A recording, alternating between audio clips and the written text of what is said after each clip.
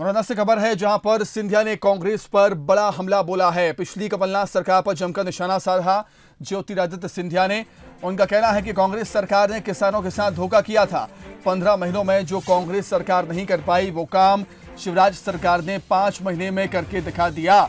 Chambal progress way इसका सबसे बड़ा उदाहरण है। उपचुनाव में इंदल सिंह कंसाना चुनाव नहीं लड़ रहे हैं। सीएम शिवराज, नरेंद्र सिंह तोमर और ज्योतिरादित्य सिंधिया भी चुनाव लड़ रहे हैं।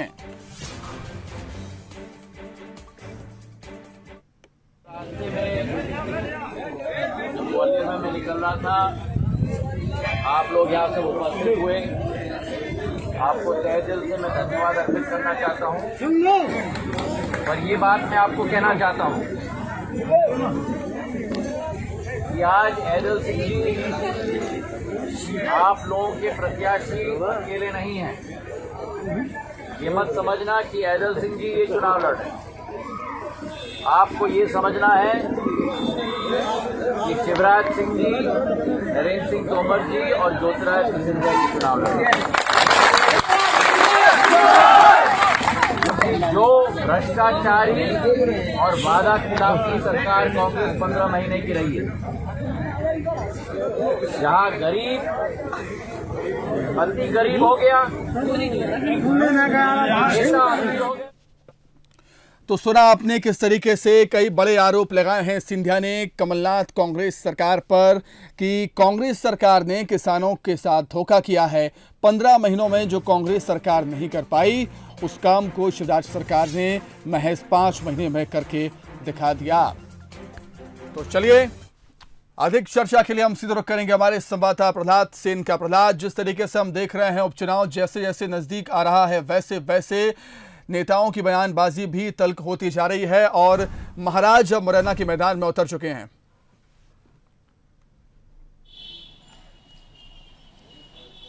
बिल्कुल आपने ठीक कहा सुमित जी। ग्वालियर चंबल अंचल के दौरे पर हैं ज्योतिरादित्य सिंधिया और उनके जो तेवर हैं वो काफ़ी तल्ख हैं। उन्होंने मुरैना में किसानों को समझाइश दी, उन्होंने किसानों से चर्चा की और प्रोग्रेस वे जो अटल प्रोग्रेस वे बनना है उस इलाके के जो किसान थे उन्हें बताया कि कैसे कमलनाथ सरकार ने उनके साथ वादा खिलाफी की है। कमलनाथ सरकार में सिर्फ 15 महीने तक भ्रष्टाचार हुआ है। तो एक तरीके से आक्रामक तेवर उनके दिखाई दिए।